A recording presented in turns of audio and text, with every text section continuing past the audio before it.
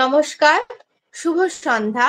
উপস্থিত সকল সুধীবৃন্দকে আমি মানালি চক্রবর্তী মোদক ট্রেনার একাডেমির পক্ষ থেকে স্বাগত ও ধন্যবাদ জানাচ্ছি। আজকের অধিবেশনের বিষয়বস্তু হলো দেশবন্ধুর সুভাষ, এক অনন্য জীবন দর্শন। এই বিষয়ে আলোকপাত করবেন ডক্টর গৌতম কুমার পাল। তিনি একজন স্বনামধন্য চিকিৎসক। এছাড়াও তিনি নতুনের সন্ধান পত্রিকার সম্পাদক। তিনি স্বামীজি নেতাজির আদর্শে নিবেদিত সমাজকর্মী। তিনি তার সমস্ত জীবন উৎসর্গ করেছেন সমাজ সেবার জন্য। এছাড়াও একজন দক্ষ চিকিৎসক হিসেবেও তিনি নানান দুরারোগ্য রোগীর চিকিৎসা করে নিষ্কৃতি দিয়েছেন বহু মানুষকে। এইরকম একজন একনিষ্ঠ সমাজসেবীকে আমাদের মাঝে পেয়ে আমরা খুবই আনন্দিত ও গর্বিত। আমি স্যারকে অনুরোধ করছি আজকের অধিবেশন শুরু করার জন্য।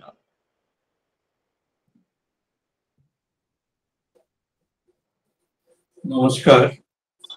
আজকে যে আলোচনার বিষয়, সেই আলোচনার যে মূল অংশ, সেই অংশেই আমরা চলে যাচ্ছি। সেটা হচ্ছে দেশবন্ধু সুভাষচন্দ্র, এক অনন্য জীবন দর্শন।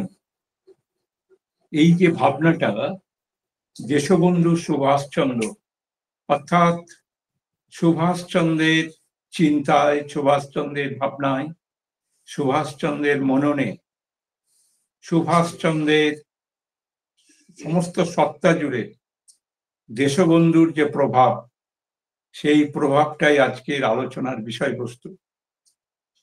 এই আলোচনায় ঢোকার পূর্বে আমি একটা কথা বলতে চাই। সেটা হচ্ছে, আমাদের উপনিষদে একটা কথা আছে, বিশেষ করে অথর্ববেদে যে কথাটা আছে, সেটা হচ্ছে যে তস্মাৎ বৈ বিদ্যান পুরুষমিদং ব্রহ্মেতি মন্যতে। অর্থাৎ যিনি বিদ্বান, তিনি মানুষকে তার প্রত্যক্ষের অতীত বলেই জানেন। এই যে মানুষকে তার প্রত্যক্ষের অতীত বলে জানা, অর্থাৎ ব্যক্তি মানুষকে আমি যা দেখছি প্রত্যক্ষত, অথর্ববেদ বলছেন, উপনিষদ বলছেন, মানুষ কিন্তু তার থেকে অনেক অনেক উপরে। তার যে মহিমা, মানুষকে বলা হয়, পূর্ণ মানুষকে বলা হয় যে ত্রিপাদস্য অমৃতম, অর্থাৎ তার এক ভাগ প্রত্যক্ষ আমরা দেখতে পাই, বাকিটা সবটাই কিন্তু তার মহিমাতে বিধৃত বিবৃত। কিন্তু এই যে মানুষের এই যে জার্নি, জীব মানব থেকে পরম মানবে যাওয়ার যে চলার পথের যে মূল ভাবনা, সেইটা মানুষের অহং থেকে আত্মার যখন সে যেতে শুরু করে এবং একটার পর একটা হার্ডলস, একটার পর একটা বাধা যখন অতিক্রম করে, তখন মানুষের কাছে জীবনের সমস্ত তুচ্ছ কামনা বাসনাগুলো তার কাছে একে একে ভেঙে চুরমার হয়ে যায়, সে অতিক্রম করে। ভারতবর্ষ কোনোদিন পালিয়ে যাওয়ার কথা বলেনি, ভারতবর্ষ গময়ের কথা বলেছে। ভারতবর্ষ বারবার বলেছে যে অসত্য মাস্টাদ গামায়, অসত্য থেকে মা আমাকে সত্যের দিকে নিয়ে যাও। তামসৌমা জ্যোতির গামায়, অন্ধকার থেকে আলোয় নিয়ে যাওয়ার কথা বলেছে। ভারতবর্ষ এসকেপিজমের কথা বলেনি, ভারতবর্ষ পালিয়ে যাওয়ার কথা বলেনি, ভারতবর্ষ মৃত্যু থেকে অমৃতের দিকে যাওয়ার কথা বলেছে। সেই মৃত্যু থেকে অমৃতের দিকে যাওয়ার যে মূল জায়গাটা, সেটা হচ্ছে ছোট আমি থেকে বড় আমিতে যাওয়ার যে ধারা, সেই ধারাটিকেই ভারতবর্ষ জীবনের কাঙ্ক্ষিত পথ বলে ভেবে নিয়েছে। এবং সেই জন্যই আমরা দেখি যে রজ্জব, সেই সময়ের মধ্যযুগের অত্যন্ত মহান দার্শনিক সন্ত, তিনি বলছেন যে যে চিন্তার সঙ্গে বিশ্বজগতের যে চিন্তার সঙ্গে আমার চিন্তা মেলে, সেটাই হচ্ছে সত্য। আর যে চিন্তার সঙ্গে বিশ্বজগতের সত্য মেলে না, সেটা কিন্তু ঝুট। বলছেন, খুব সুন্দরভাবে বলছেন রজ্জব সাহেব, বলছেন সব সাঁচ মিলে তো সাঁচ হই, না মিলে সে ঝুট, জন রজ্জব সাঁচি কহি, ভাবি রিঝি ভাবি রুট। এই যে ভাবনা, এই যে ভাবনা, সব সাঁচ মিলে তো সাঁচ হয়, সবকিছু সত্যের সঙ্গে মানুষের জীবনের মূল সত্যটা কি? আমরা জানি উপনিষদ বলছেন আমাদের যে মানুষের দেহের শুদ্ধি জলে হয়, কিন্তু দেহের শুদ্ধি জলে হলেও মনের শুদ্ধি কিন্তু জলে হয় না। মনের শুদ্ধির জন্য লাগে মানুষের সত্য। সেই সত্যই কিন্তু মানুষকে মৃত্যু থেকে অমৃতের দিকে নিয়ে যায়। এই যে মানুষের কাছে এই যে চিন্তা, এই যে দর্শন, সেই দর্শনেরই পরিপূর্ণ রূপ ছিলেন দেশবন্ধু, যিনি তাঁর সমস্ত জীবন দিয়ে, রবীন্দ্রনাথ খুব সুন্দরভাবে বলছেন যে তিনি মানুষের কাছে শুধু একটা সামাজিক আদর্শ কিংবা একটা রাষ্ট্রীয় আদর্শ সেটাই কিন্তু তুলে ধরেছিলেন, এটাই বড় কথা নয়। সব থেকে বড় কথা হচ্ছে তাঁর জীবনের যে আত্মিক উদ্বোধন, আত্মার জাগরণ যেটা তিনি করেছিলেন এবং তার জন্য যে ত্যাগ স্বীকার করেছিলেন, সেই চরম ত্যাগ স্বীকারে তিনি কুণ্ঠিত হননি এবং সেই ত্যাগ স্বীকারের মধ্যে দিয়ে তার আত্মার দীপ্তি প্রকাশ করেছিলেন। এইটাই হচ্ছে দেশবন্ধুর সব থেকে বড় মূল্যায়ন। দেশবন্ধু যাকে সত্য বলে জেনেছেন, তাকে তিনি অন্তর দিয়ে গ্রহণ করেছেন। সেখানে কোনো ভণ্ডামি নেই, সেখানে কোনো চালাকি ছিল না, সেখানে কোনো বাগাড়ম্বর ছিল না, সেখানে কোনো ভঙ্গি দিয়ে, রবীন্দ্রনাথের ভাষায় ভঙ্গি দিয়ে ভোলায় না চোখ, সেসব ছিল না। তিনি যেটা বিশ্বাস করেছেন সেটা তিনি অন্তর দিয়ে গ্রহণ করেছেন এবং সেই গ্রহণ করার সঙ্গে সঙ্গে সেটাকে জীবনে রূপ দিয়েছেন এবং সেই রূপটাকে তিনি জাতির সমক্ষে যখন এনে ফেলেছেন, তখন তাঁর সেই রূপ দেখে জাতি, তাঁর সেই মহান রূপ দেখে, মানবাত্মার মহিমা দেখে জাতি মহিমান্বিত হয়েছে, জাতির মধ্যে জাগরণ ঘটেছে। এই যে জাগরণ, যে জাগরণের জন্য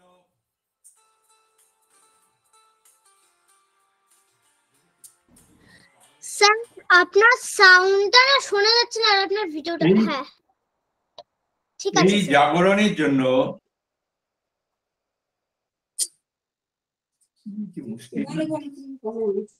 হ্যালো, শুনতে পাচ্ছেন? শোনা যাচ্ছে কিন্তু আপনার এই ভিডিওটা, জাগরণের, এক মিনিট স্যার, আপনার ভিডিওটা না উল্টো হয়ে গেছে। হ্যাঁ এখন ঠিক আছে, করুন স্যার। এই জাগরণের যে চেহারা, যেটা আমরা দেশবন্ধুর মধ্যে পাই, সেই চিন্তাটাই আজকে জাতির সামনে আমাদের কাছে অনেক হালকা হয়ে গেছে, ম্রিয়মান হয়ে গেছে, ক্ষয়িষ্ণু হয়ে গেছে। তার কারণ কি?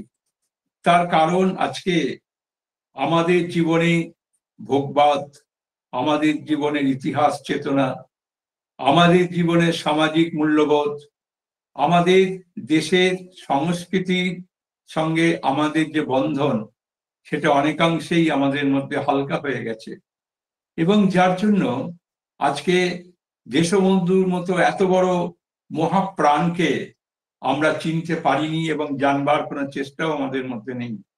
তবুও আজকে আপনাদের এই প্রয়াসের মধ্যে দিয়ে আপনারা যে আজকের প্রজন্মের কাছে দেশবন্ধুকে তুলে ধরার চেষ্টা করছেন, তার জন্য আপনাদের অন্তরের ধন্যবাদ জানাই। দেশবন্ধু সম্পর্কে বলতে গেলে যে কথাটা প্রথমেই বলতে হয় সেটা হচ্ছে যে রবীন্দ্রনাথ খুব অপূর্ব ভাষায় বলছেন, এনেছিলে সাথে করে মৃত্যুহীন প্রাণ, মরণে তাহাই তুমি করে গেলে দান। নজরুল তার ইন্দ্রপতনে বলছেন কবিতায় যে তাকে রাজস্বী বলছেন এবং সেই কবিতার মধ্যে দিয়ে তিনি দেশবন্ধুকে যেভাবে বরণ করছেন, সেই বরণের মধ্যে দেশবন্ধু সম্পর্কে তিনি যে কথাটি বলছেন, একটি অসাধারণ কথা। তিনি বলছেন, দুলিছে বাসুকি মণিহারা ফণি, দুলে সাথে বসুমতী, তাহার ফনার দিনমণি আজ কোন গ্রহে দেবে জ্যোতি। জাগিয়া প্রভাতে হেলিনু আদিকে জগতে সুপ্রভাত, শয়তান আজ দেবতার নামে করিছে নান্নিপাত। হে মহাপুরুষ মহাবিদ্রোহী, হে ঋষি সোহম স্বামী, তব ইঙ্গিতে দেখেছি সহসা সৃষ্টি গিয়াছে থামি। থমকি গিয়াছে গতির বিশ্ব চন্দ্র সূর্য চারা, নিয়ম ভুলেছে কঠোর নিয়তি, দৈব দিয়াছে সারা। যখনই স্রষ্টা করিয়াছে ভুল করেছে সংস্কার, তোমারই অগ্রে স্রষ্টা তোমারে করেছে নমস্কার। ভিগুর মতন যখনই দেখেছ অচেতন নারায়ণ, পদাঘাতে তার এনেছ চেতনা, কেঁপেছে জগজ্জন। ভারত ভাগ্য বিধাতা বক্ষে তব পদচিহ্ন ধরি, হাঁকিছেন আমি এমনই করিয়া সত্য স্বীকার করি। জাগাতে সত্য এত ব্যাকুলতা এত অধিকার যার, তাহার চেতন সত্যে আমার নিযুত নমস্কার। আজ শুধু জাগে তব অপরূপ সৃষ্টি কাহিনী মনে, তুমি দেখা দিলে অমিয় কণ্ঠ বাণীর কমল বনে। কখন তোমার বিনা ছেয়ে গেল সোনার পদ্ম দলে, হেরিনু সহসা ত্যাগের তপন তোমার ললাট তলে। লক্ষ্মী দানিল সোনার পাপড়ি, বিনা দিল করে বাণী, শিব মাখালেন ত্যাগের বিভূতি কণ্ঠে গরল দানি। বিষ্ণু দিলেন ভাঙনের গদা, যশোদা দুলাল বাঁশি, দিলেন অমিত তেজ ভাস্কর, মৃগাঙ্ক দিল হাসি। চিরবৈরিক দিয়া আসিছিল ভারত জননী কাঁদি, প্রতাপ শিবাজি জানিল মন্ত্র, দিল উষ্ণিস বাঁধি। বুদ্ধ দিলেন ভিক্ষা ভাণ্ড, নিমাই দিলেন ঝুলি, দেবতারা দিল মান্দার মালা, মানব মাখালে ধুলি। মহাবীর কবি বিদ্রোহী ত্যাগী, প্রেমিক কর্মী জ্ঞানী, হিমালয় হতে বিপুল বিরাট, উদার আকাশ হতে বাধা কুঞ্জর তৃণ সম ভেসে গেল তব প্রাণ স্রোতে।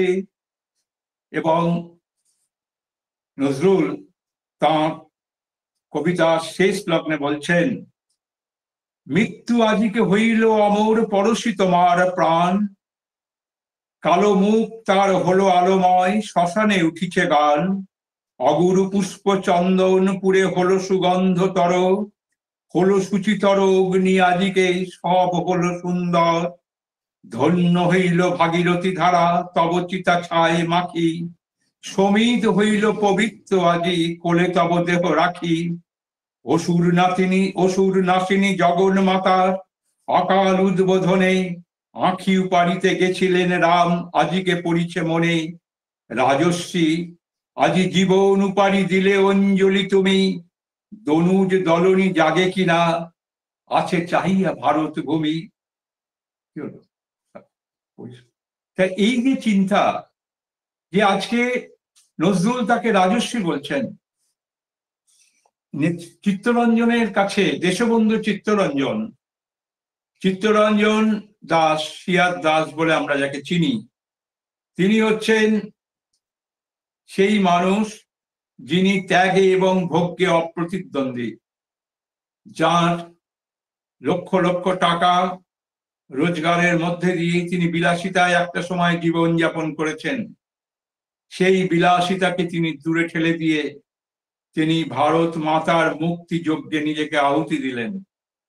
কেন আহুতি দিলেন সেই কারণটাই আজকে আমাদের সব থেকে বিশ্লেষণ করা দরকার।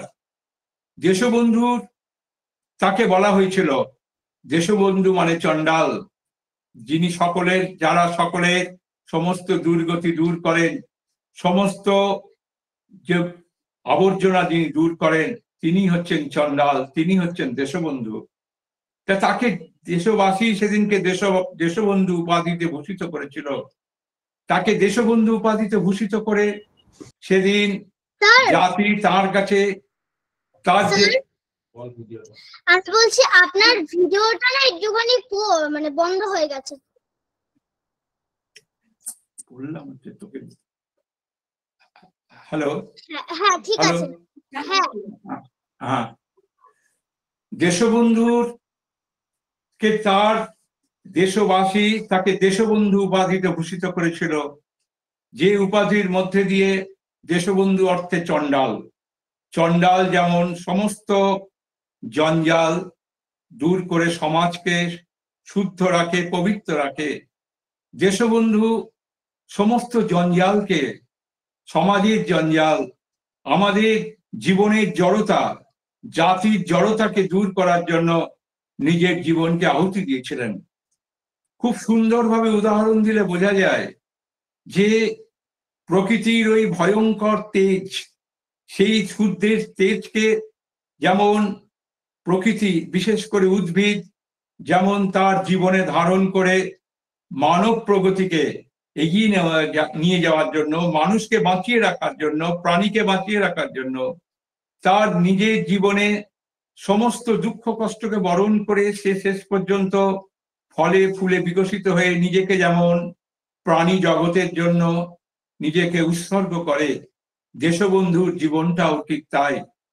তিনি নিজের সমস্ত কিছু উৎসর্গ করেছেন, জীবনের সমস্ত দুঃখকে বরণ করেছেন, নিজের সমস্ত ঐশ্বর্যকে তিনি বিলিয়ে দিয়েছেন, এবং সেই বিলিয়ে দিয়ে তিনি আত্মার গভীর আনন্দে তিনি নিজেকে উৎসর্গ করেছেন, আত্মার গভীর আনন্দে তিনি আনন্দিত হয়েছেন।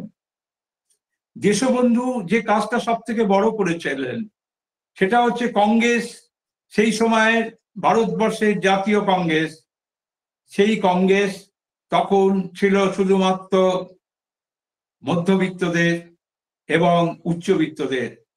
এবং কংগ্রেসী অধিবেশনে তিনি যেটা প্রথম করলেন, যেটা তিনি ভবানীপুরের প্রাদেশিক কংগ্রেস অধিবেশনে যেটা বলেছিলেন, দেশবন্ধুর যদি প্রথম যেটা সব থেকে বড় পরিবর্তন তিনি এনেছিলেন, তিনি হচ্ছেন, সেটা হচ্ছে তিনি ভার্নাকুলারাইজেশন করেছিলেন। তিনি ভাষাকে, বাংলা ভাষায় বক্তব্য রেখেছিলেন।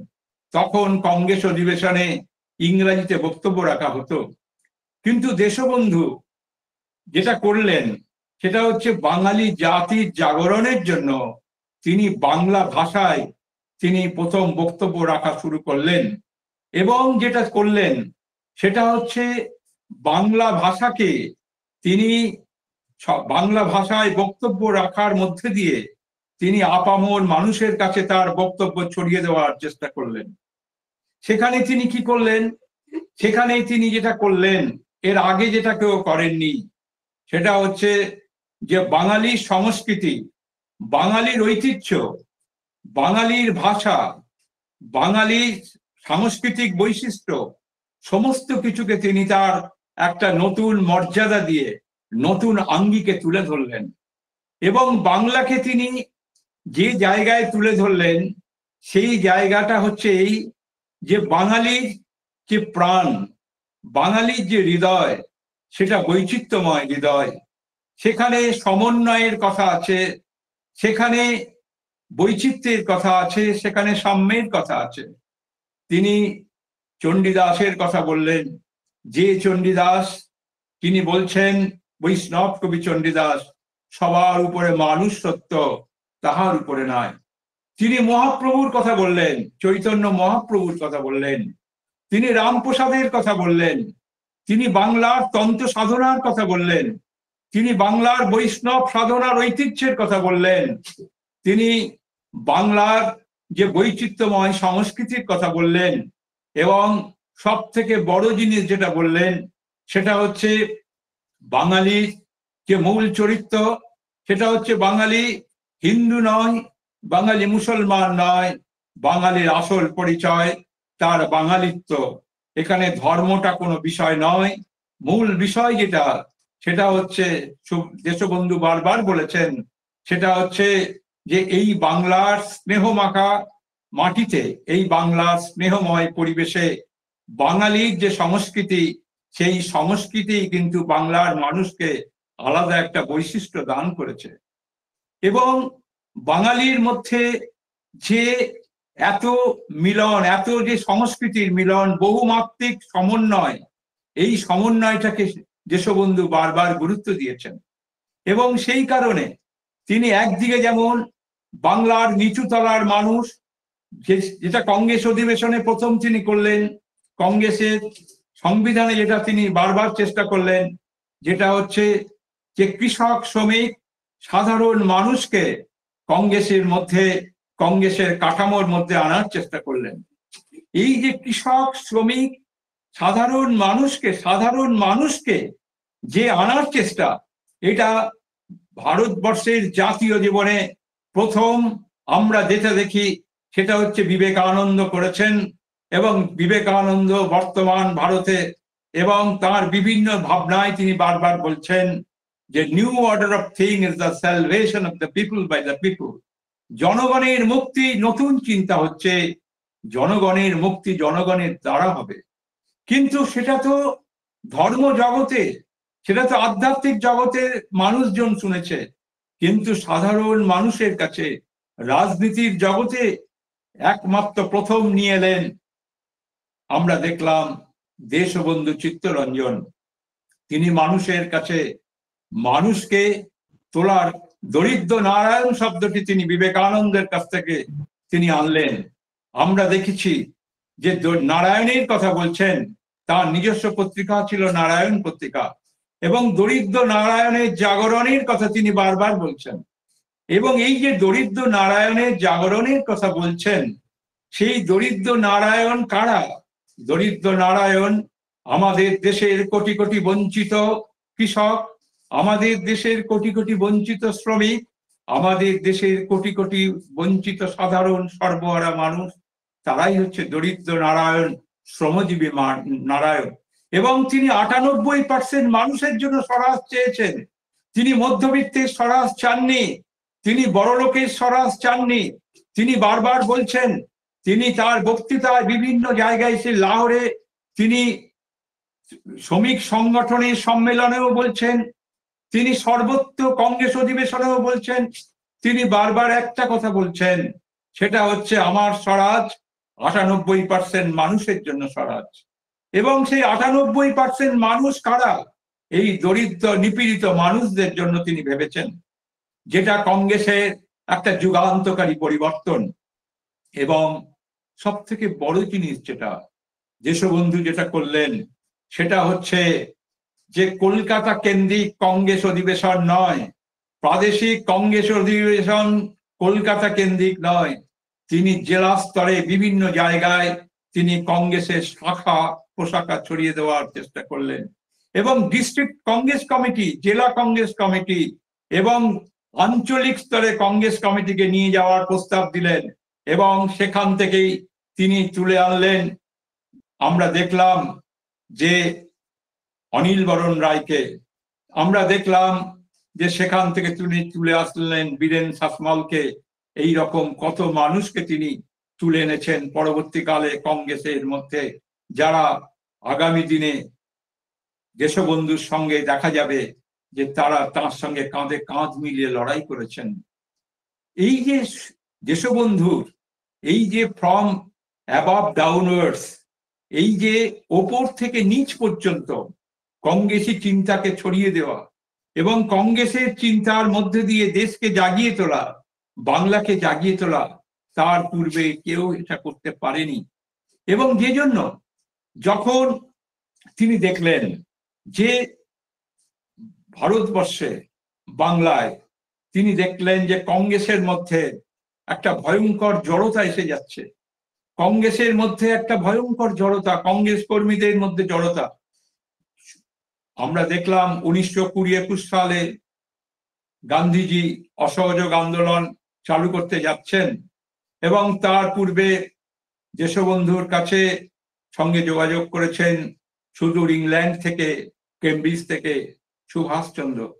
কিন্তু সুভাষচন্দ্র যখন দেশবন্ধুকে চিঠি লিখে জানাচ্ছেন যে তার কাজে তিনি আত্মনিয়োগ করতে চান, দেশের কাজে তিনি আত্মনিয়োগ করতে চান, সাংবাদিকতাকে পেশা করতে চান, দেশের কাজে তিনি দেশবন্ধুর সতীর্থ হয়ে থাকতে চান, দেশবন্ধুর কাছ থেকে তিনি শিখতে চান, তখন দেশবন্ধু তাকে সাদরে আমন্ত্রণ করেছেন।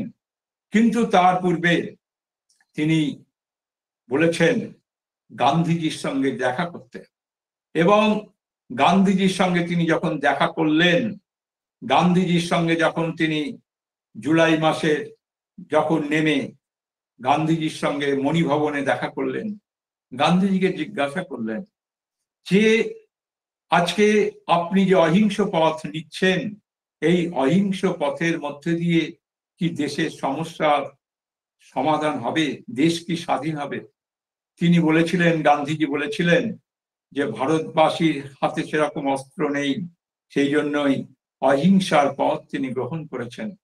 এবং এই যে কর বন্ধ, কর না দেওয়া এবং যে অহিংস আন্দোলন, এগুলো নিয়ে তিনি যখন প্রশ্ন করেছেন, তার প্রত্যেকটা প্রশ্নের উত্তর কিন্তু গান্ধীজি দিলেও সেই উত্তর কিন্তু সুভাষচন্দ্রকে খুশি করতে পারেনি। সেই উত্তর কিন্তু সুভাষচন্দ্রের মনে শান্তি আনতে পারেনি। সুভাষচন্দ্র গান্ধীর সঙ্গে দেখা করার পর তার নির্দেশেই তিনি দেশবন্ধুর কাছে গেলেন এবং দেশবন্ধুর সঙ্গে তিনি দেখা করলেন। এবং দেশবন্ধুর সঙ্গে দেখা করার পর সুভাষচন্দ্র লিখছেন যে আমার যা পাওয়া, আমার সবকিছু পাওয়া হয়ে গেছে। আমি বুঝেছি এই একজন মানুষ যিনি আদর্শের জন্য বেপরোয়া, যিনি আদর্শের জন্য সবকিছু উৎসর্গ করতে পারেন এবং তার জন্য তিনি নিজের জীবনকে উৎসর্গ করতে এতটুকু কিন্তু বোধ করেন না। কারণ ইতিমধ্যেই তিনি শুনেছেন যে দেশবন্ধুর তার যে ত্যাগ, সেই ত্যাগ তিতিক্ষার মধ্যে দিয়ে দেশবন্ধু সারা বাংলার মানুষের কাছে এমন একটি উদাহরণ হিসাবে সৃষ্টি হয়েছেন যে উদাহরণ হিসাবে সৃষ্টির মধ্যে দিয়ে তিনি মানুষের কাছে একটা প্রেরণার বন্যী শিখা রূপে প্রতিষ্ঠিত হয়েছেন। সুতরাং সুভাষচন্দ্র দেশবন্ধুর যে আত্মত্যাগ, দেশবন্ধুর যে বুদ্ধিদীপ্ত ভূমিকা, সেগুলোর কাছে যেমন তিনি নিজে সমর্পণ করলেন, কিন্তু তার থেকেও যে সমর্পণটা সুভাষচন্দ্র করেছেন, যেটা পরবর্তীকালে সত্যরঞ্জন বক্সী বলছেন যে দেশবন্ধুর কাছে সুভাষচন্দ্র যে আত্মসমর্পণ করলেন, সেই আত্মসমর্পণের পেছনে মূল কারণটা কি ছিল? সেই আত্মসমর্পণ কি দেশবন্ধু তাকে যুক্তিতে তাকে তার কি প্রশ্নগুলোর উত্তর দিতে পেরেছিলেন বলে? না, সেটা বড় কথা নয়। বড় কথা হচ্ছে দেশবন্ধুর মধ্যে যে আত্মার বিশাল সম্পদ সুভাষচন্দ্র দেখেছেন এবং দেশবন্ধুর মধ্যে যে মানব প্রকৃতির যে বিশাল মহিমা তিনি প্রত্যক্ষ করেছেন, সেটা সুভাষচন্দ্রের হৃদয়ে একটা সাংঘাতিক প্রভাব বিস্তার করেছিল এবং দেশবন্ধুকে গুরুরূপে তিনি বরণ করেছিলেন। কারণ বিবেকানন্দের চিন্তা 15 বছর বয়সেই সুভাষচন্দ্রের মধ্যে প্রবেশ করেছিল, যেখানে তিনি বুঝেছিলেন যে জন্ম হইতেই তুমি মাতৃভূমির জন্য বলি প্রদত্ত। এই যে ভাবনা, এই যে মাতৃভূমির জন্য বলি প্রদত্ত হওয়ার যে ভাবনা, এটা গান্ধীজির সঙ্গে আলোচনা করতে গিয়ে তিনি দেখেছেন। কিন্তু তিনি দেখেছেন, যেটা সুভাষচন্দ্র লিখেছেন, যে দেশবন্ধুর মধ্যে যে প্রাণের আবেগ, প্রাণের গভীরতা এবং চিন্তার গভীরতা, যুক্তিবত্তা এবং অত্যন্ত বাস্তব বুদ্ধির প্রখরতা, যুক্তি, সমস্ত কিছু এত ছিল, সেখানে গান্ধীজিকে কখনো কখনো মনে হয়েছে শিশুর মতো তিনি ভূমিকা পালন করছেন, কখনো কখনো তিনি একগুঁয়ে ভূমিকা পালন করছেন।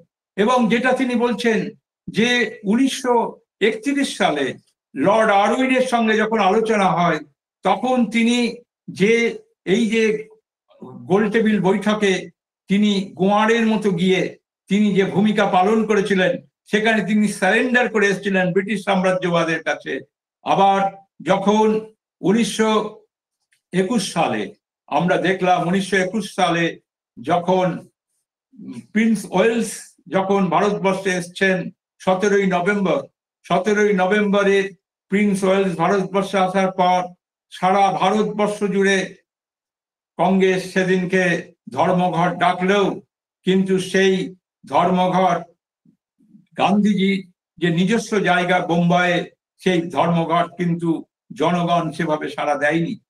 কিন্তু কলকাতায় সেদিনকে প্রিন্স ওয়েলসের ভারত আগমন উপলক্ষে যে ধর্মঘট ডাকা হয়েছিল, সেই ধর্মঘটে কলকাতার মানুষ যেভাবে ব্যাপকভাবে সাড়া দিয়েছিল, তাতে ব্রিটিশ সাম্রাজ্যবাদ রীতিমতো ভয় পেয়েছিল এবং বুঝেছিল যে দেশবন্ধুর অসাধারণ সাংগঠনিক প্রতিভায় যেটা বোম্বাইয়ে হয়নি, সেটা কিন্তু কলকাতার বুকে, বাংলার বুকে সেই ধর্মঘট হরতালকে সফল করতে পারলেন দেশবন্ধু। এবং এই পরিপ্রেক্ষিতে যখন 24শে ডিসেম্বর যখন প্রিন্স ওয়েলস কলকাতায় আসার কথা, তার পূর্বে সেই সময় বাংলার গভর্নর লর্ড রিডিং তিনি দেশবন্ধুর কাছে একটা প্রস্তাব দিলেন যে আপনারা এই মুহূর্তে প্রিন্স ওয়েলস কলকাতায় আসার আগে আপনারা যদি এই অসহযোগ আন্দোলনটা প্রত্যাহার করে নেন, তাহলে যাদেরকে অ্যারেস্ট করা হয়েছে, ইতিমধ্যেই দেশবন্ধুকে গ্রেপ্তার করা হয়েছে অসহযোগ আন্দোলন করার জন্য, সুতরাং দেশবন্ধুর কাছে আলিপুর জেলেই প্রস্তাব পাঠানো হলো। দেশবন্ধু সেই প্রস্তাব পাওয়ার পর মৌলানা আবুল কালাম আজাদকে বললেন, মৌলানা আবুল কালাম আজাদ গান্ধীজিকে বললেন। তখন গান্ধীজি তাকে বললেন, সেই সময় দেশবন্ধুর কাছে লর্ড রিডিং যে প্রস্তাব দিয়েছিলেন যে সমস্ত তারা যদি এই প্রস্তাব মানেন, তাহলে তারা সমস্ত অসহযোগ আন্দোলনকারী যারা গ্রেপ্তার হয়েছেন তাদের সবাইকে ছেড়ে দেবেন এবং আগামী দিনে খুব অল্প দিনের মধ্যেই একটা যে রাউন্ড টেবিল কনফারেন্স, সেই কনফারেন্সের মধ্যে দিয়ে ভারতবর্ষের কিভাবে ভারতবর্ষকে কি শাসন ব্যবস্থায় নিয়ে যাওয়া যায় সেগুলো নিয়ে বিস্তারিত আলোচনা করার তিনি প্রতিশ্রুতি দিলেন। তখন আবুল কালাম আজাদের থ্রু দিয়ে, মাধ্যম দিয়ে যখন দেশবন্ধু সেই প্রস্তাব গান্ধীজির কাছে পাঠালেন, তখন গান্ধীজি যে প্রস্তাবটা রাখলেন, যে দাবিগুলো রাখলেন, যে প্রথমে সেই রাউন্ড টেবিল কনফারেন্সের ডেটটা ঘোষণা করতে হবে প্রথমেই, এবং মোহাম্মদ আলী এবং শৌকত আলীকে অবিলম্বে মুক্তি দিতে হবে, এই দাবিগুলো করলেন। কিন্তু এবং অযথা দেরি করলেন। কিন্তু লর্ড রিডিং এর দেওয়া প্রস্তাব সেদিনকে দেশবন্ধু জানতেন যে গান্ধীজি যে প্রস্তাব দিয়েছেন 1921 সালে যে 1 বছরের মধ্যে তিনি স্বরাজ এনে দেবেন, ইতিমধ্যেই ডিসেম্বর মাস প্রায় শেষ হতে চলল, অর্থাৎ 1 বছরের মধ্যে কোনো স্বরাজ আনার কোনো প্রশ্নই নেই। সুতরাং দেশবন্ধু এটাকে একটা ডিপ্লোম্যাটিক প্রসেস হিসাবে এটা দেখলেন এবং সেই প্রসেস হিসাবে দেখার পর তিনি যেটা করলেন, সেই প্রসেস হিসাবে দেখার পর তিনি বুঝলেন যে এতে কংগ্রেসের একটা মুখ রক্ষা হবে এবং আগামী দিনে জনগণকে বোঝানো যাবে যে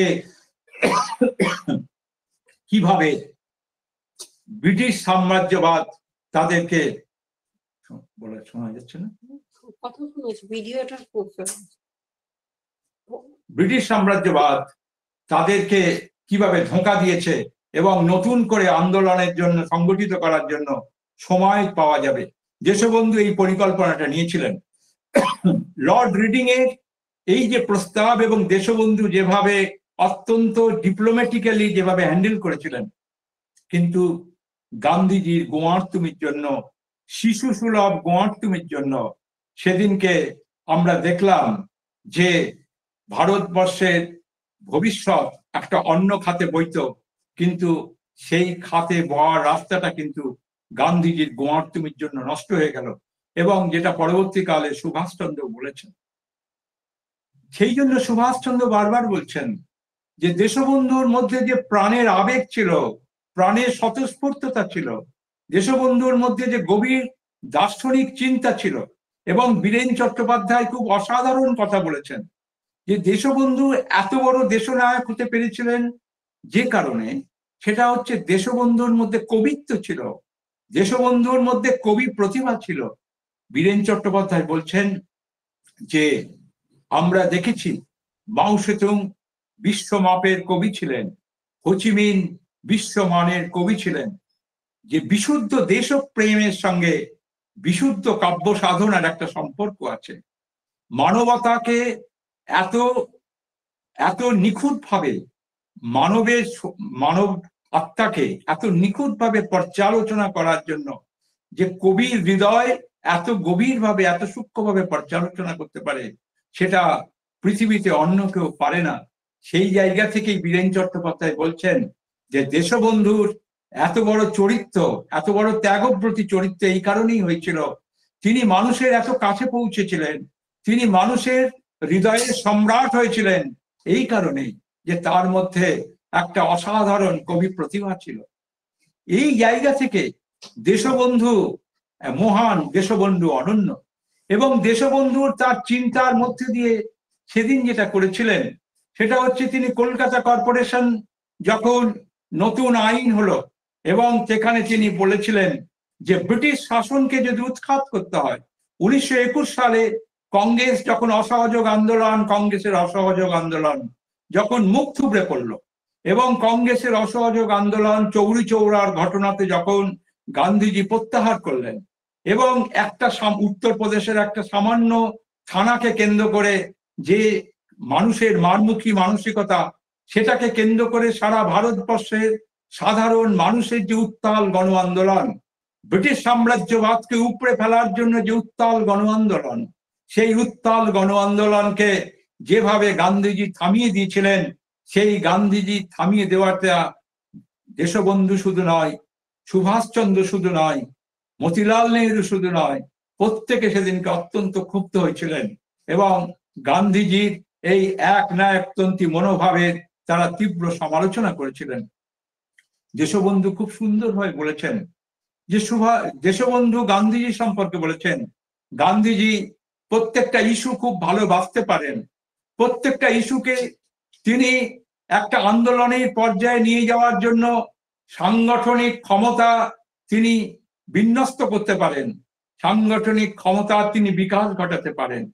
কিন্তু আন্দোলন যখন তুঙ্গে ওঠে, লক্ষ্য যখন কাছাকাছি চলে আসে, তখন দেখা যায় দেশবন্ধুর কথায় গান্ধীজি কিন্তু স্নায়ু রোগে দুর্বল হয়ে পড়েন, গান্ধীজি দুর্বল হয়ে যান এবং আন্দোলন প্রত্যাহার করেন।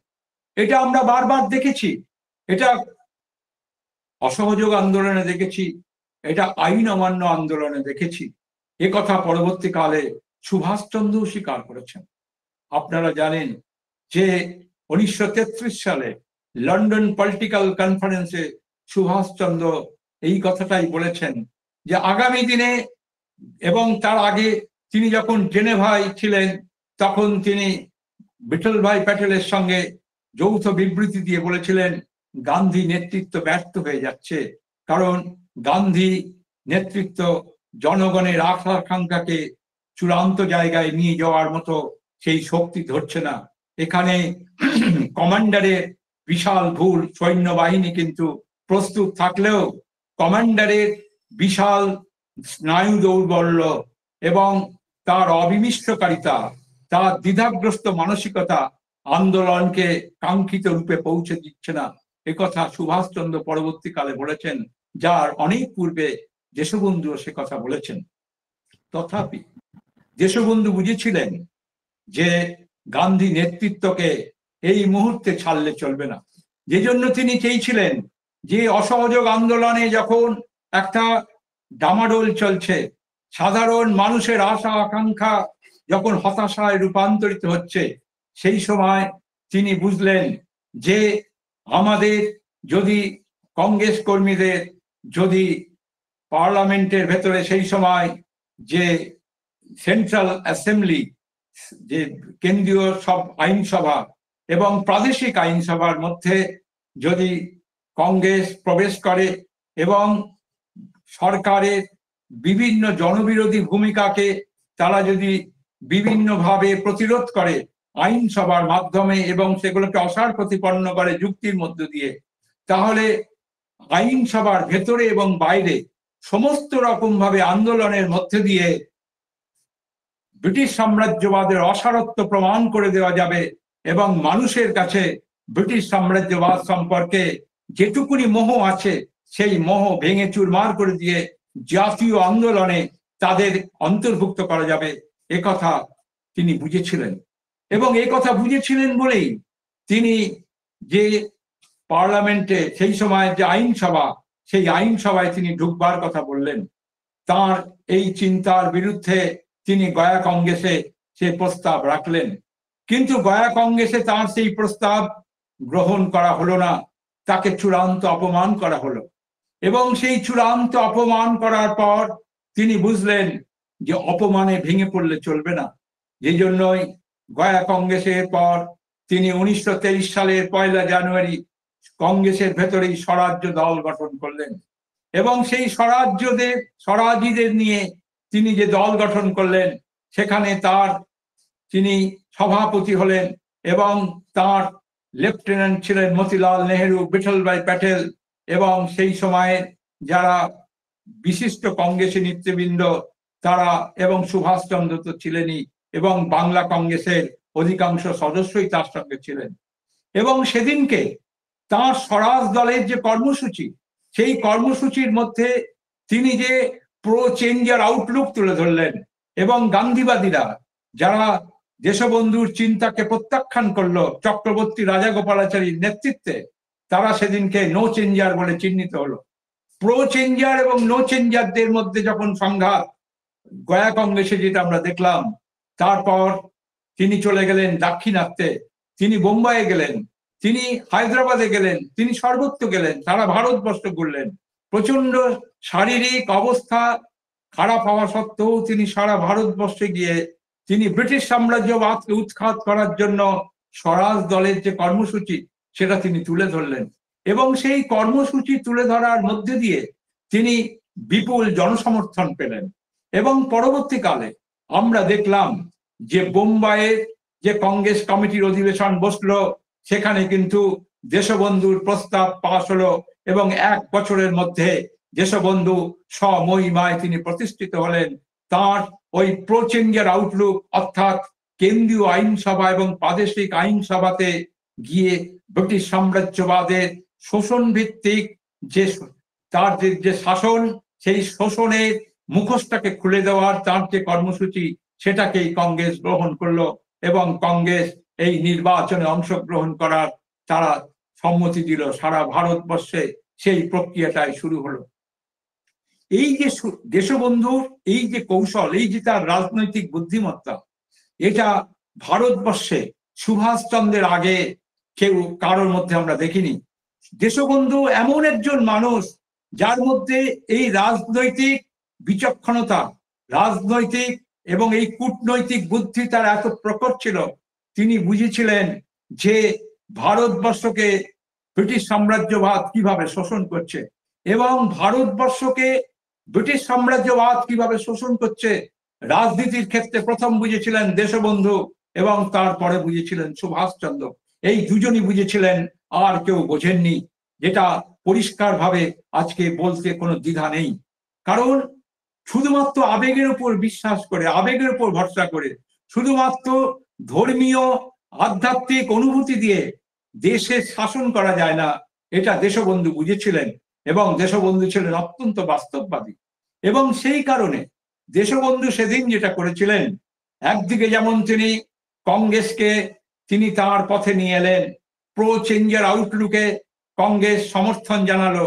সারা ভারতবর্ষে কংগ্রেস কেন্দ্রীয় আইনসভায় এবং রাজ্যে প্রাদেশিক আইনসভাগুলোতে যেমন তারা প্রবেশ করলো, তার সঙ্গে সঙ্গে যেটা তিনি করলেন সেটা সিরাজগঞ্জে তিনি যে 1922 সালে যেটা তিনি করলেন সেটা হচ্ছে যে বেঙ্গল প্যাক্টের কথা ঘোষণা করলেন।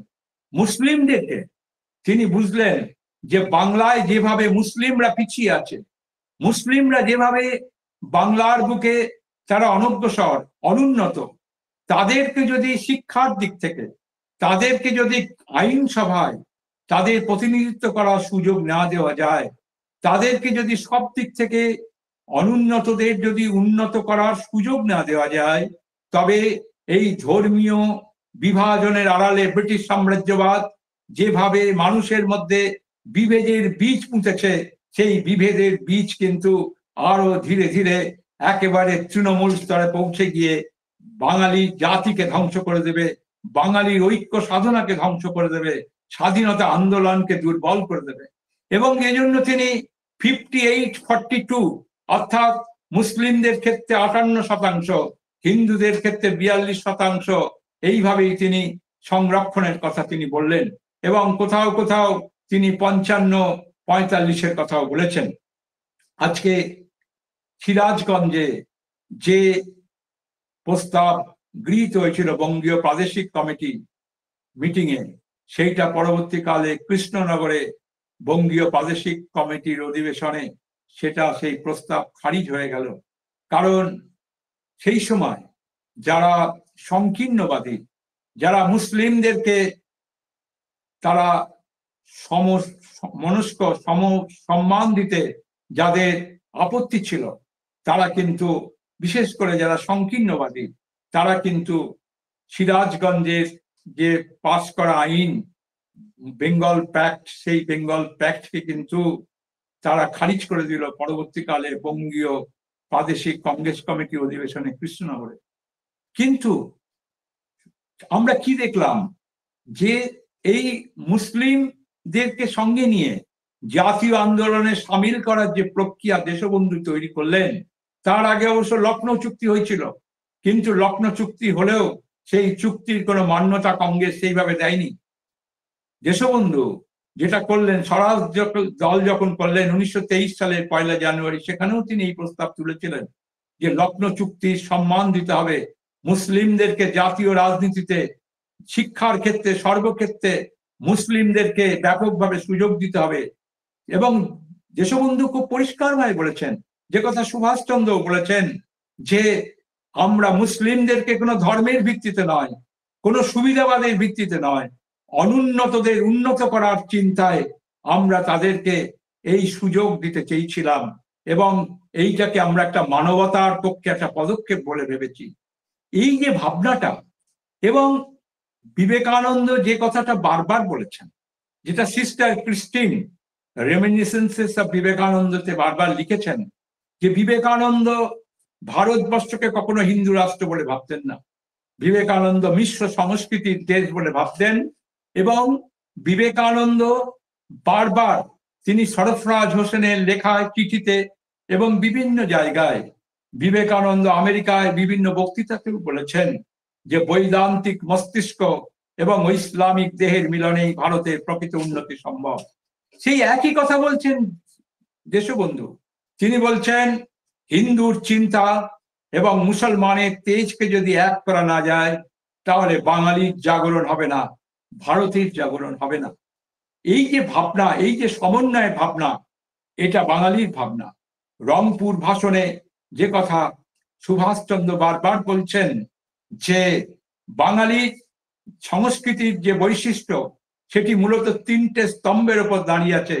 তার প্রথম কথা হচ্ছে বৈচিত্র্য, দ্বিতীয় কথা হচ্ছে সমন্বয়, এবং তৃতীয় কথা হচ্ছে সাম্য।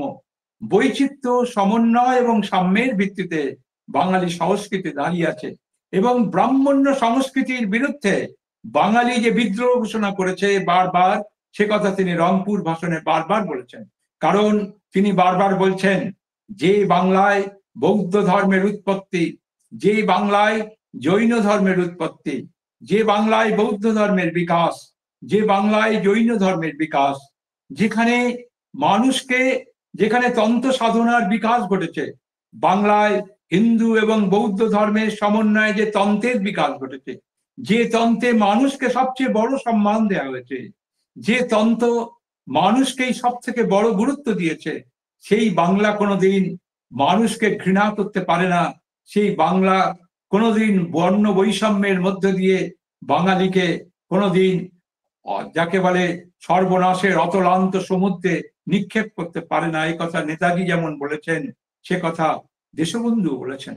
আজকে আমাদের কাছে দেশবন্ধুর এই যে চিন্তা ভাবনাগুলো, এবং দেশবন্ধু আর একটা যেটা চিন্তা, যেটা সেদিনকে যেটা করলেন, যখন নতুন আইন বলে, যখন বিভিন্ন জায়গায় এই যে বিশেষ করে লোকাল অথরিটিগুলো, লোকাল বডিগুলোতে যখন স্বায়ত্ত শাসনের সুযোগ এলো, দেশবন্ধু দেখলেন স্টেটস উইদিন স্টেটস এই পরিকল্পনাটাকে নিয়ে আগামী দিনে ভারতবর্ষে, আগামী দিনে বাংলায় মানুষকে আগামী দিনে নতুন করে সমাজ পুনর্গঠনের ভাবনায় ভাবিত করতে হবে।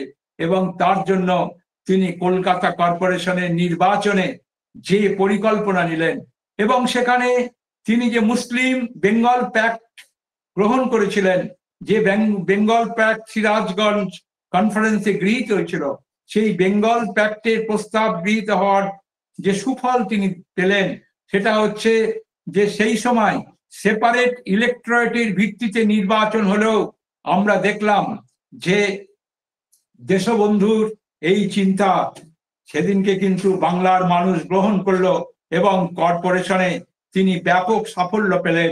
কলকাতা কর্পোরেশন বাঙালির হাতে এলো এবং শুধু বাঙালির হাতে এলো না, স্বরাজ্য দলের হাতে এলো এবং সেখানে তিনি যে 8টা মূল বিষয়ের উপর সব থেকে বেশি গুরুত্ব দিয়েছেন, সেই মূল বিষয়গুলো কি? সেই মূল বিষয়গুলো হচ্ছে যে এতদিন কলকাতা কর্পোরেশন ব্রিটিশ সাম্রাজ্যবাদের কেষ্টবিষ্টুরা চালাতো, তাদের সমস্ত কেন্দ্রবিন্দু থাকতো চৌরঙ্গি কিংবা ওই কলকাতার মূল প্রাণকেন্দ্র যেখানে ইউরোপিয়ানরা থাকে, যেখানে ব্রিটিশ সাম্রাজ্যবাদের প্রতিভূরা থাকে, সেই জায়গাটার উপরেই পরিচ্ছন্ন করার উপরে কলকাতা কর্পোরেশন গুরুত্ব দিত। কিন্তু দেশবন্ধু কলকাতা কর্পোরেশনে আসার পরেই তিনি যে 8টা সিদ্ধান্ত নিলেন তার প্রথম কথা কি, যে দরিদ্র মানুষের উন্নতি করতে হবে এবং প্রথমেই যেটা তিনি গুরুত্ব দিলেন সেটা হচ্ছে তাদের অবৈতনিক শিক্ষা, তাদের অবৈতনিক শিক্ষার ব্যবস্থা করলেন। স্যানিটেশনের উপরে জোর দিলেন, তিনি প্রত্যেকটা বস্তিগুলোকে উন্নয়নের উপর গুরুত্ব দিলেন, তিনি পর্যাপ্ত জল সরবরাহ, পরিশোধিত এবং অপরিশোধিত জল সরবরাহের উপর গুরুত্ব দিলেন, তিনি পর্যাপ্ত দুগ্ধ এবং খাদ্য সরবরাহের উপর জোর দিলেন, তিনি প্রত্যেকটা জায়গায় অবৈতনিক প্রাথমিক বিদ্যালয় তৈরি করার উপরে জোর দিলেন, তিনি স্যানিটেশনের উপরে জোর দিলেন, তিনি যানবাহন সুষ্ঠুভাবে যাতে চলে তার জন্য তিনি জোর দিলেন এবং কলকাতা কর্পোরেশনকে সাধারণ মানুষের কাছে গ্রহণযোগ্য করে তোলার জন্য যা যা পরিকল্পনা দরকার সেগুলো সব তিনি নিয়েছেন এবং সেই পরিকল্পনাকে সফল করার জন্য সব থেকে বড় সহায়ক ভূমিকা যিনি গ্রহণ করেছিলেন তার সব থেকে প্রিয়তম শিষ্য তিনি হচ্ছেন সুভাষচন্দ্র বসু। সুভাষচন্দ্র বসুকে তিনি প্রধান কার্যনির্বাহী অফিসার করলেন এবং এই যে চিফ এক্সিকিউটিভ অফিসার সুভাষচন্দ্র সেদিনকে যে পরিশ্রম করেছেন, ভোরবেলা থেকে উঠে দুপুর পর্যন্ত রাত পর্যন্ত যে পরিশ্রম করেছেন, তারপরেই আমরা দেখলাম বর্মায় যখন তাকে গ্রেপ্তার করে পাঠানো হলো তার শরীর ভেঙে পড়লো এবং আমরা জানি পরবর্তীকালে সুভাষচন্দ্রের তার কঠিন অসুখ হয়েছিল লাংসে এবং তিনি এমন অবস্থা হয়েছিল যে তার মৃত্যু পর্যন্ত হতে পারত। পরবর্তীকালে তাকে ইউরোপে স্বাস্থ্য উদ্ধারের জন্য পাঠানো হয়েছিল। কিন্তু সুভাষচন্দ্র এই যে নিজেকে নিংড়ে দিয়েছিলেন দেশবন্ধুর আদর্শে, এটা দেশবন্ধুর তার যে অনন্য চিন্তা, তার যে অনন্য ভাবনা, সেই ভাবনারই আমরা যাকে বলে প্রকৃষ্ট রূপ দেখতে পেলাম সুভাষচন্দ্রের মধ্যে। দেশবন্ধুর এই যে স্টেটস উইদিন স্টেটস এবং সুভাষচন্দ্রের মধ্যে দেশবন্ধুর যে প্রভাবটা সব থেকে বেশি কাজ করেছে আরেকটি চিন্তা, সেটা হচ্ছে যে দেশবন্ধু যেমন হিন্দু মুসলমানকে আলাদা করে কিছু ভাবেননি, তিনি ভারতীয় ভেবেছেন, বাঙালি ভেবেছেন এবং বাঙালিত্বের সাধনায় তিনি সব থেকে বেশি গুরুত্ব দিয়েছেন। তিনি যেমন তার কবি প্রতিভা নিয়ে, তার কবি ভাবনা নিয়ে তিনি মানুষকে নারায়ণ ভাবে ভেবেছেন, ঠিক তেমনি ভাবে দরিদ্র নারায়ণের উন্নতির জন্য তিনি বিভিন্ন কর্মসূচি নিয়েছেন তার সমস্ত জীবন জুড়ে এবং তিনি সমস্ত জাতপাত, সমস্ত বর্ণ বৈষম্য, সমস্ত কিছুর ঊর্ধ্বে ছিলেন। যে জন্য আপনারা অনেকেই হয়তো জানেন যে তার ভাইয়ের সঙ্গে যখন সেই সময় স্বনামধন্য দার্শনিক আচার্য ব্রজেনশীলের মেয়ের সঙ্গে বিবাহের কথা হলো এবং তাকে যখন বিয়ে করতে যাচ্ছেন তখন দেশবন্ধুর মা কিন্তু অত্যন্ত ব্যথিত হয়েছিলেন, কারণ দেশবন্ধু ভাই তিনি একজন শীল অর্থে সেই সময় নিম্নবর্ণ, সুতরাং তাদেরকে বিয়ে করছেন, এটা দেশবন্ধুর মা গ্রহণ করতে পারেননি। দেশবন্ধু বুঝিয়েছিলেন, মা তুমি এটা ভুল করছো, কারণ তিনি বলেছিলেন যে আমাদের দেশে ব্রাহ্মণ কাকে বলা হয়? বংশ দেখে ব্রাহ্মণ নয়, যারা জ্ঞানী তারাই হচ্ছেন ব্রাহ্মণ।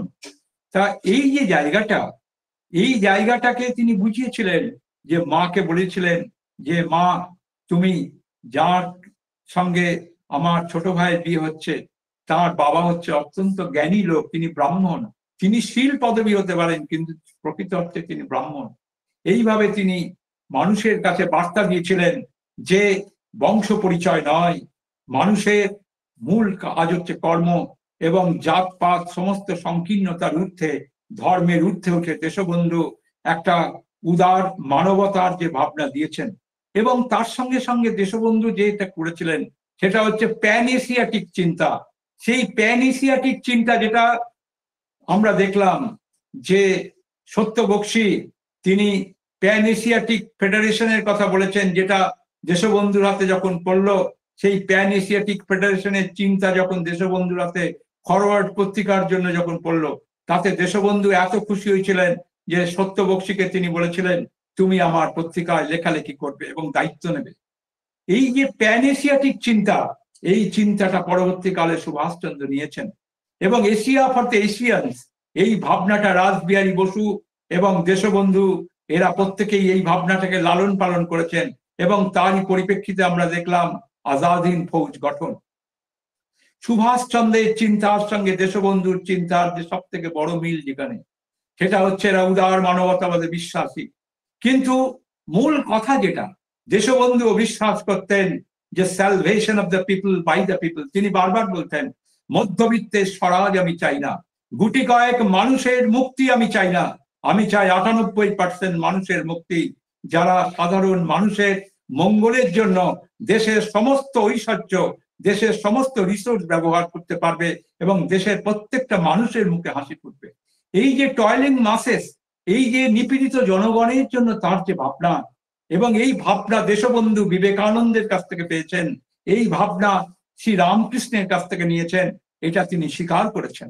এবং এই যে ভাবনাগুলো, এই ভাবনার মধ্যে দিয়ে দেশবন্ধু যে সাম্যবাদের কথা বলছেন, তার সঙ্গে মার্ক্সবাদের চিন্তার বিরাট পার্থক্য আছে। দেশবন্ধু শ্রেণী সংঘর্ষে বিশ্বাস করতেন না, কিন্তু গান্ধীজির মতো তিনি এই কথাও বিশ্বাস করতেন না যে শ্রেণী সংঘর্ষ অবশ্যম্ভাবী নয়। তিনি জানতেন যে বড় লোকেরা যদি তাদের অধিকার না ছাড়ে, গরিব মানুষরা যদি তাদের মাথা তুলতে চেষ্টা করে, এবং সেখানে যদি উচ্চবিত্ত মানুষ তারা যদি বাধা সৃষ্টি করে, তবে সেখানে শ্রেণী সংঘর্ষ আসবেই। যে কথা বিবেকানন্দ বারবার বলছেন নিবেদিতাকে, যে you have to solve the problems of Shudra but through ওয়াট টামাল। কি ভয়ঙ্কর অবস্থার মধ্যে দিয়ে আসবে সেটা বিবেকানন্দ বারবার বলেছেন নিবেদিতাকে। দেশবন্ধু ঠিক সেইভাবেই ভেবেছিলেন, এবং সুভাষচন্দ্র সেই কথা ভেবেছেন। আজকে সুভাষচন্দ্রের এই যে একটা মহাজীবন, যে মহাজীবনের মধ্যে দেশবন্ধুর কাছ থেকে তিনি যে রসদ তিনি পেয়েছিলেন, দেশবন্ধুর সমস্ত জীবনটাকে, জীবন রসকে তিনি উপড়ে দিয়ে, তার সমস্ত জীবন রসে তিনি সুভাষচন্দ্রের বৃক্ষকে তিনি যেভাবে সিঞ্চিত করেছেন, যেভাবে পুষ্টি দান করেছেন, এবং সুভাষচন্দ্র থেকে নেতাজি সুভাষচন্দ্রে রূপান্তরিত হতে, সুভাষচন্দ্র থেকে মহিরু ও নেতাজি সুভাষচন্দ্রে রূপান্তরিত হতে তার যে সাধনা, তার যে ত্যাগ, তার যে প্রতি মুহূর্তের আশ্রয়, সেটা সুভাষচন্দ্রকে একজন মহামানবে শুধু নয়, মহা বিপ্লবী, পৃথিবীর অন্যতম শ্রেষ্ঠ বিপ্লবীতে রূপান্তরিত করতে সাহায্য করেছিল। দেশবন্ধুর মধ্যে ভারতবর্ষের যে 5000 বছরের সাধনা, সেই সাধনা দেশবন্ধুর মধ্যে আশ্রয় করেছিল। দেশবন্ধু ভারতবর্ষকে তার অতীত ঐতিহ্য থেকে তিনি ভাবতেন, এবং অতীত ঐতিহ্যের উপরে নির্ভর করেই তিনি ভারতবর্ষকে, নতুন ভারতবর্ষকে গ্রহণ করেছিলেন। যে জন্যই সুভাষচন্দ্র, দেশবন্ধুর শিষ্য সুভাষচন্দ্র বলেছিলেন যে সিনথেসিস করতে চেয়েছিলেন অতীত, বর্তমান এবং যে ভবিষ্যতের যে সিনথেসিস। এজন্য তিনি বারবার বলছেন যে প্রোডাক্ট অফ দ্য অতীতের সমন্বয়, বর্তমানের সমন্বয় এবং ভবিষ্যতের সমন্বয়। এই যে অতীত, বর্তমান এবং ভবিষ্যৎকে তিনি সমন্বয় করতে চেয়েছেন, নিজের দেশের সংস্কৃতিকে যিনি অন্তরে ধারণ করে যুক্তি এবং বিজ্ঞানকে যিনি অন্তরে গ্রহণ করেছেন তিনি হচ্ছেন দেশবন্ধু, এবং তার সেই চিন্তাকে, তার বিজ্ঞান চিন্তাকে সেইভাবেই গ্রহণ করেছিলেন সুভাষচন্দ্র। এবং এই যে সিনথেসিস, যে পাস্ট, ফিউচার এবং প্রেজেন্ট, এই যে অতীত, বর্তমান এবং ভবিষ্যতের যে সমন্বয় দেশবন্ধুর জীবনে ঘটেছিল, যেটা তিনি নারায়ণ পত্রিকায় বারবার লিখেছেন, মালঞ্চতে লিখেছেন, মালায় লিখেছেন, অসংখ্য কবিতার মধ্যে দিয়ে লিখেছেন। কিন্তু শেষ পর্যন্ত দেশবন্ধুর মধ্যে ছিল সেই আত্মসমর্পণ, বৈষ্ণব চিন্তায় সেই মহাশক্তির কাছে আত্মসমর্পণ। এই যে পরম চেতনার কাছে, মানব চেতনার কাছে, পরম আত্মার কাছে এই যে আত্মসমর্পণের ভাবনা, যে ভারতবর্ষ এই কথাই বারবার বলেছে, রবীন্দ্রনাথ তার কবিতায় বারবার বলছেন যে যে শুনেছে তার কান, যে শুনেছে তার সত্য বিশ্বপ্রিয়ার সে আহ্বান, মহাপ্রাণ সইয়াছে তার জীবনে অসংখ্য যাতনা। যে কথা রবীন্দ্রনাথ বারবার বলছেন যে যে শুনেছে কানে তার আহ্বান, সেই আহ্বানের জন্য মৃত্যুর গর্জন শুনেছে সে সঙ্গীতের মতো, দইয়াছে অগ্নিতারে, বৃদ্ধ করিয়াছে শুল, ছিন্ন তারে করেছে কুঠারে, সর্বপ্রিয় বস্তু তার অকাতরে করিয়া ইন্ধন, চিরজন্ম তারি লাগি জেলেছে সে হৌ মুতাটন, রাজপুত্র করিয়াছে ছিন্ন কন্থা, হয়েছে বিভাগী পথের ভিক্ষুক। এই যে মহাপ্রাণ সইয়াছে পলে পলে প্রত্যহের কুশঙ্কুর। কিন্তু এই যে মূল কথা, কিন্তু মূল সত্যটা কি? দেশবন্ধু যে সত্যটাকে গ্রহণ করেছিলেন, রবীন্দ্রনাথ যে কথাটা বারবার বলছেন যে তাকে, তাদের প্রত্যেকে যারা মুরবিজ্ঞজন তারা তাদেরকে পরিহাস করেছে, দেশবন্ধুকে অনেক অনেক পরিহাস করেছে। দেশবন্ধুর ত্যাগ, দেশবন্ধুর অপরিসীম দান, দেশবন্ধুর অপরিসীম উদারতা, তাকে অনেকে ব্যঙ্গ করেছে, উদারতাকে তারা ব্যঙ্গ করেছে। কিন্তু দেশবন্ধু রবীন্দ্রনাথের মতো সেই কথাই তার মনে, যে অন্তরে বইয়াছে নিরুপমা সৌন্দর্য প্রতিমা, অন্তরে সেই নিরুপমা সৌন্দর্য প্রতিমা তিনি নিজের জীবনে ধারণ করেছেন। সেই জন্যই তিনি নতুন ভারতবর্ষ করতে চেয়েছেন, নতুন বাংলা করতে চেয়েছেন, যেখানে শোষণ থাকবে না, যেখানে দারিদ্র থাকবে না, যেখানে ধর্মের নামে ভেদাভেদ থাকবে না। এবং সারা পৃথিবীতে এই চিন্তার তিনি প্রকাশ দেখতে চেয়েছিলেন, ভারতবর্ষে তার প্রকাশ দেখতে চেয়েছিলেন। তারই জন্য তিনি গান্ধীবাদের ওই মিস্টিসিজমের রাস্তা নয়, তিনি বাস্তবের উপর দাঁড়িয়ে তিনি যে কঠোর পদ্ধতিগুলো গ্রহণ করেছিলেন, তিনি যে কূটনীতি গ্রহণ করেছিলেন, তাকে ব্রিটিশ বারবার তার কাছে পরাজিত হয়েছিল, গান্ধীজি তার কাছে পরাজিত হয়েছিলেন। কিন্তু দেশবন্ধু দেশকে মুক্তি দিতে চেয়েছিলেন, কারণ তিনি বুঝেছিলেন বিবেকানন্দের কথায় যে মানুষের ইতিহাস চেতনা হচ্ছে attempts to transcend the limitation of senses, মানুষের ইন্দ্রিয়ের সীমা অতিক্রম করার প্রয়াসের মধ্যেই মানুষের মুক্তি সাধনা। মানুষ স্বরূপত মুক্ত, ভারতবর্ষ শেখায় মানুষ স্বরূপত মুক্ত। তা সেই মানুষ যখন স্বরূপত মুক্ত, সেই মুক্তি চেতনায় মানুষকে এগিয়ে চলার প্রেরণা দেয়। সেই প্রেরণাতেই মানুষ নিজেকে অসীম শক্তিশালী মনে করে, এবং সেই অসীম শক্তিশালী মনে করার জন্যই তার আত্মার যে সাধনা, সেই আত্মার সাধনায় সে চরম ত্যাগ করতে কুণ্ঠা হয় না, যার চরম পরিণতি, সার্থক পরিণতি আমরা দেশবন্ধুর মধ্যে দেখলাম। যার চরম পরিণতি দেশবন্ধু তার চিন্তা ছড়িয়ে দিয়েছিলেন সুভাষচন্দ্রের মধ্যে। এবং যে কথা খুব সুন্দরভাবে বলছেন সত্যবক্সী মহাশয়, দেশবন্ধুর ঘনিষ্ঠ সত্যবক্সী বলছেন যে দেশবন্ধুর মৃত্যুতেই সব শেষ হয়ে যায়নি, দেশবন্ধুর মৃত্যু সুভাষচন্দ্রের উত্থান। দেশবন্ধুর মৃত্যুর মধ্যে দিয়ে যে চিন্তার মৃত্যু হয়েছিল বলে অনেকে মনে করেছেন, তা কিন্তু হয়নি। দেশবন্ধু যে বীজ পুঁতে গেছেন, বিবেকানন্দ যে সাম্যের সাধনা করে গেছেন, দেশবন্ধু যে বীজ পুঁতে গেছেন, ব্রিটিশ সাম্রাজ্যবাদকে উপড়ে ফেলার কথা বলেছেন, 98% মানুষের স্বরাজ চেয়েছেন, খেটে খাওয়া মানুষের স্বরাজ চেয়েছেন, বাঙালিয়ানার জাগরণ চেয়েছেন, মহাপ্রভুর বাঙালির জাগরণ চেয়েছেন, চৈতন্য মহাপ্রভুর বাঙালির উত্থান চেয়েছেন, চণ্ডীদাসের সবার উপরে মানুষ সত্য তাহার উপরে নাই, রামপ্রসাদের এই বাংলার উত্থান চেয়েছেন। সেই চিন্তারই পূর্ণ প্রকাশ আমরা দেখলাম এশিয়ার মুক্তি সূর্য সুভাষচন্দ্রের মধ্যে। যে সুভাষচন্দ্রের মধ্যে আজাদিন ফৌজের, যে আজাদিন বিপ্লবের যে সংগ্রাম, সেই সংগ্রামের মধ্যে দিয়ে সুভাষচন্দ্র তিনি প্রমাণ করে দিলেন যে বিনতানন্দন গরুর যেমন যে বীর্য বলে স্বর্গ থেকে অমৃত এনে সকলকে মৃত্যুঞ্জয়ী করেছিলেন, সুভাষচন্দ্র দেশবন্ধু তাদের অমৃত সাধনার বলে মানুষের কাছে যে মৃত্যুঞ্জয়ের সাধনার পথ দেখিয়ে দিয়ে গেলেন, সেই পথে কিন্তু বাংলা তথা ভারতবর্ষে একমাত্র বাঁচার পথ। এই কথা বলেই আমি আমার বক্তব্য শেষ করছি।